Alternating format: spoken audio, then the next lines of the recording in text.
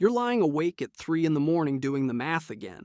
You've got your retirement accounts, maybe some equity in your house, Social Security eventually, but there's this nagging feeling that it's not enough.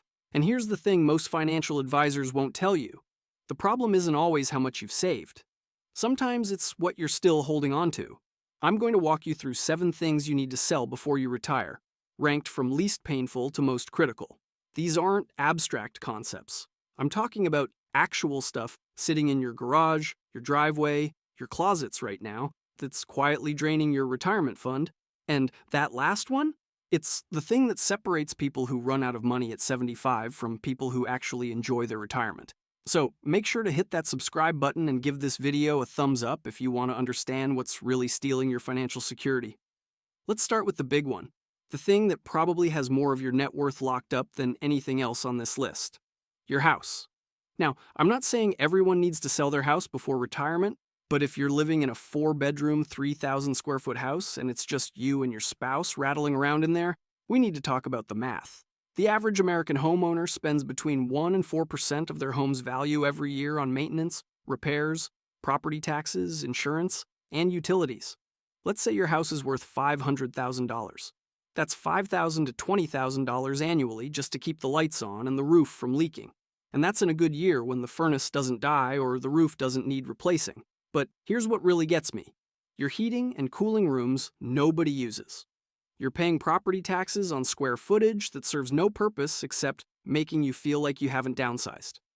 You're maintaining a lawn you don't enjoy mowing and a driveway you have to shovel in the winter.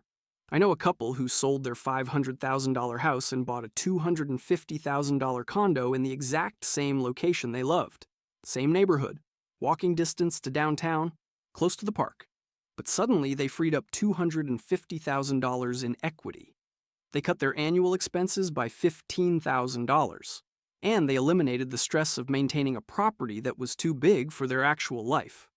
That $250,000 invested at 7% generates $17,500 per year.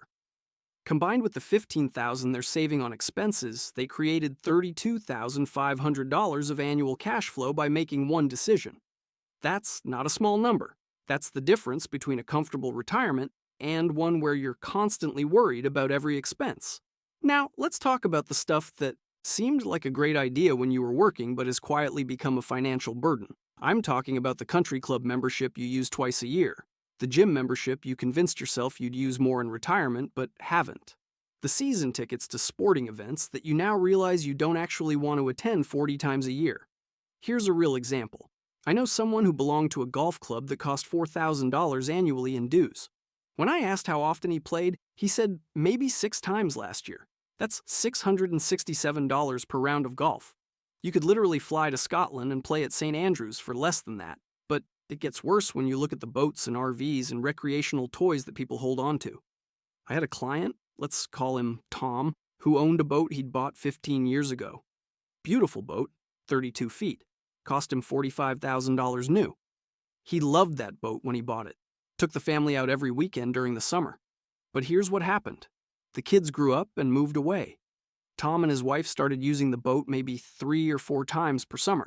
Meanwhile, that boat was costing them $6,000 a year in marina fees, insurance, maintenance, and winterization. They were spending $2,000 every time they took it out. When Tom finally sold the boat, he got $20,000 for it. Not great, but here's what really mattered. He freed up $20,000 to invest and eliminated $6,000 in annual expenses. Over a 20-year retirement, that's $120,000 he's not spending on a boat he rarely used. But the real number is bigger because that $20,000 he freed up, invested at 7%, grows to $77,000 over 20 years. So Tom didn't just save $120,000, he effectively gained $197,000 in retirement security by letting go of something he'd convinced himself he couldn't live without. The lesson here isn't that you should sell everything you enjoy. But if you're paying thousands of dollars a year to maintain a hobby you rarely pursue, you're not funding a passion. You're funding guilt.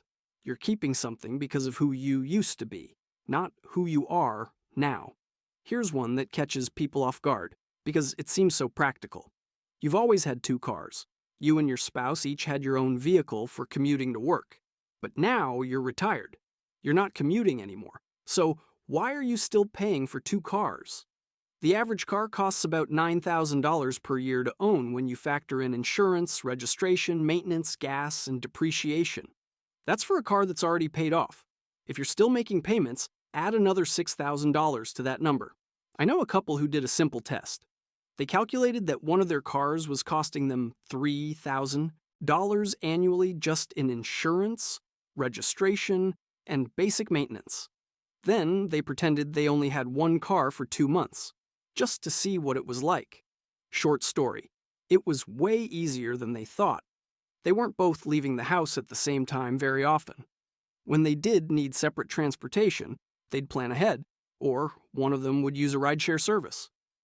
Over those 2 months, they spent maybe $200 on Uber, so they sold the second car, got $15,000 for it, eliminated $3,000 in annual expenses, and discovered they actually liked sharing a car because it forced them to coordinate their schedules and spend more time together. Here's the math on this over a 20-year retirement. That's $60,000 in expenses they eliminated, plus the $15,000 they freed up, invested at 7%, grows to $58,000. They gained $118,000 in retirement security by getting rid of a car that was sitting in their driveway depreciating. The question you need to ask yourself is simple. Are you keeping a second car because you actually need it? Or because you've always had two cars and change feels uncomfortable? Because that discomfort is costing you 6 figures over the course of your retirement. Now we're getting into territory that makes people uncomfortable, and that's exactly why this one matters so much. You need to sell anything you own that's keeping you in debt, especially high-interest debt. I'm talking about that financed car, the boat you're still making payments on, the RV that seemed like a great idea but is costing you $400 a month. Here's the brutal reality. If you're entering retirement with debt on depreciating assets, you're in financial quicksand. Every month you're paying interest on something that's worth less than it was the month before. You're literally paying money to lose money. I had a client who retired with a car payment of $550 per month. The car was worth $30,000, but he still owed $22,000 on it. He was paying 6% interest on a loan for an asset that was depreciating at 15% per year. When we ran the numbers, here's what we discovered. If he sold that car immediately, even at a loss, and bought a reliable $15,000 used car with cash, he'd eliminate the $550 monthly payment. That's $6,600 per year he'd free up. But here's where it gets interesting. That $6,600 per year over a 20-year retirement isn't just $132,000 saved. Because he's not withdrawing that money from his retirement accounts, it stays invested and keeps growing. At 7%, that compounds to over $270,000. He traded a fancy car for a reliable one and gained $250,000 in retirement security. That's not a sacrifice. That's intelligence. The rule is simple. If you're making payments on anything that's losing value, sell it. Take the hit now. Buy something cheaper with cash. Because every month you keep that debt is a month you're stealing from your future self. Here's one that people don't think about, but it's costing you way more than you realize. Storage units. Americans spend over $40 billion per year on self-storage. That's billion with a B. And you know what's in most of those units? Stuff people forgot they even owned. Furniture from a house they sold 5 years ago. Boxes of clothes that don't fit anymore. Christmas decorations they haven't used in a decade. I know someone who was paying $150 a month for a storage unit. When I asked what was in it, they couldn't actually tell me.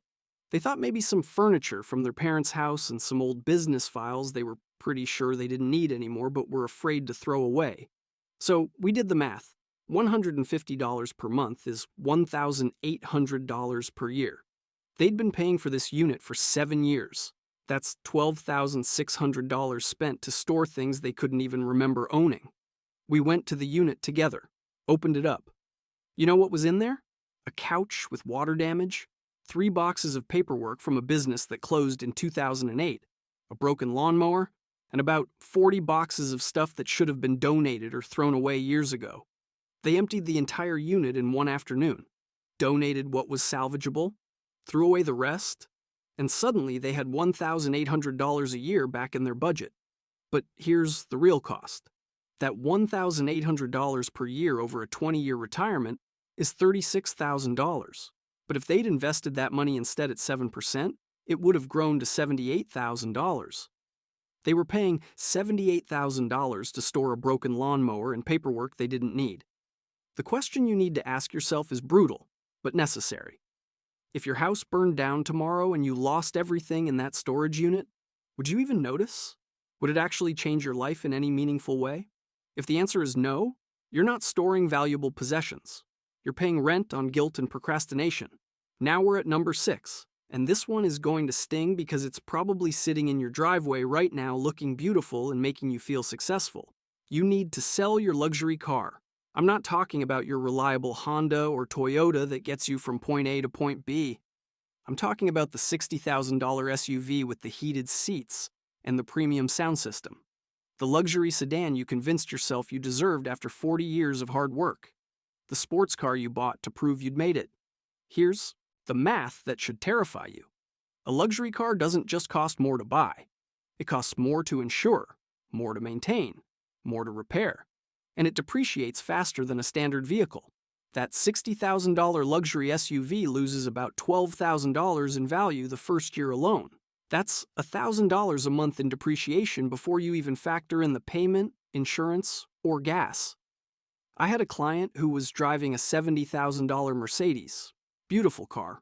He loved everything about it. But when we looked at his retirement budget, he was stressed about whether he had enough to retire comfortably. Meanwhile, his car was costing him $900 a month in payments, plus another $300 in insurance, plus premium gas, plus maintenance at the dealership where an oil change costs $200. That's $15,000 per year to own a car. Over a 20-year retirement, that's $300,000. But here's what really matters. If he'd sold that Mercedes and bought a $30,000 reliable car with cash, he'd eliminate the payment and cut his insurance and maintenance costs in half. That's about $12,000 per year in savings. $12,000 per year over 20 years isn't just $240,000 saved. Because that money stays invested and compounds at 7%, it grows to over $490,000. He was driving around in a $500,000 car when you account for the opportunity cost. So he sold the Mercedes. Bought a 3-year-old Lexus for $30,000 cash. Still a nice car, still comfortable, still reliable. But suddenly he had $40,000 freed up from the sale, and he eliminated $12,000 in annual expenses. His stress about retirement disappeared overnight. The truth is, nobody cares what car you drive except you. Your neighbors aren't impressed. Your friends don't think about it. The only person who gets any satisfaction from that luxury badge on the hood is you. And you're paying $500,000 over your retirement for that feeling. That's not wealth. That's automotive Stockholm Syndrome. All right, here we are. Number 7. The most important thing you need to sell before you retire, and it's the one that will determine whether your retirement actually works or doesn't. You need to sell your oversized house. I know I mentioned this earlier, but we need to go deeper because this is the single biggest financial anchor most retirees carry. This isn't just about square footage or maintenance costs. This is about the psychological trap of staying in a house that no longer fits your life because you're afraid of what downsizing means. You raised your kids in this house. You know every creaky floorboard. You remember painting the nursery and teaching your daughter to ride a bike in that driveway. This house isn't just a building. It's where you built your life. But here's the brutal truth: your house doesn't care about your memories.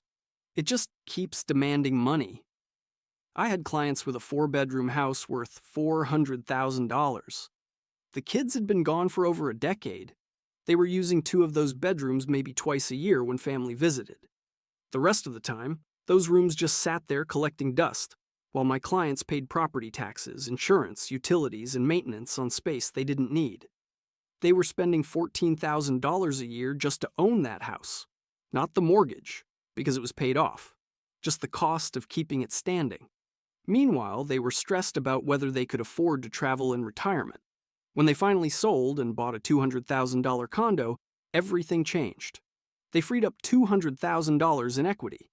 They cut their annual expenses by $9,000.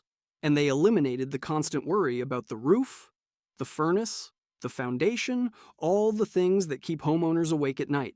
That $200,000 invested at 7% generates $14,000 per year. Combined with the $9,000 in savings, they created $23,000 in annual cash flow. That's a new car every year. That's 6 international trips. That's the difference between surviving retirement and thriving in it. But here's what really changed. They stopped being house managers and became life managers. They weren't spending weekends doing yard work or fixing things. They were traveling, spending time with grandkids, pursuing hobbies they'd put off for decades. The house you're clinging to isn't protecting your memories, it's preventing you from making new ones. And if you want to learn how your retirement will change drastically when you hit $500,000 invested, watch this next video.